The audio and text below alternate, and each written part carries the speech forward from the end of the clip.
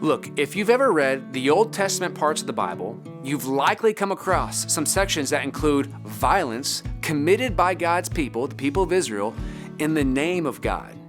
See, when God rescued his people out of Egypt, and he brings them into the promised land, the land of Canaan, he tells them to systematically move throughout the land of Canaan and drive out those who live there, the Canaanites. So they go to war, and they kill people and livestock, they burn cities, and inhabit the land that previously belonged to someone else. And it leaves us asking the question, how is this okay? Why would God command his people to commit such atrocities? Doesn't this break the commandments prohibiting murder and stealing? These are challenging questions for us to answer when we come to the Bible. So challenging that some people might try to solve this dilemma by claiming that somehow God changed from the Old Testament to the New Testament.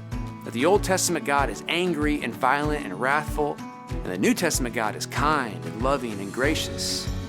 But throughout the whole Bible, both the Old and the New Testament, we read the claim that God does not change. His character is eternally perfect and holy and just. And so how do we reconcile this kind of violence with a God of love? Well, first, these commandments from God, they was given to them through direct revelation at a very unique point in biblical history.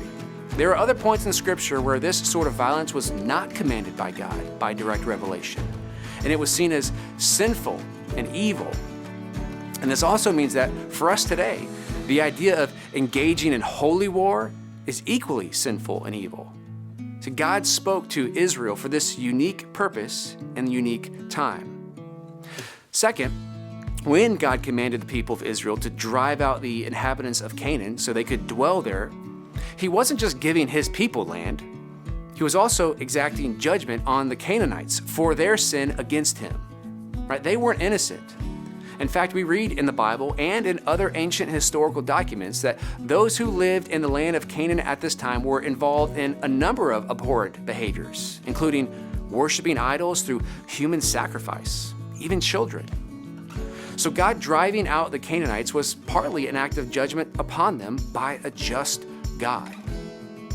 And finally, we should note that this was not an ethnic cleansing based on race.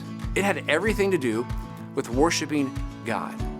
They were commanded to break down the pagan idols and remove those who rejected God, not those who belonged to a certain race. And we see this in the story of Rahab, the Canaanite prostitute, who recognizes the power of God and by faith helps the Israelites, and she's spared. Now, this leaves us with other questions and frankly still may not sit right with our modern sensibilities. But this calls us to submit our modern sensibilities to God, to trust that while we may not have all the answers or that the answers may not make complete sense to us, we know that He is just and He is good.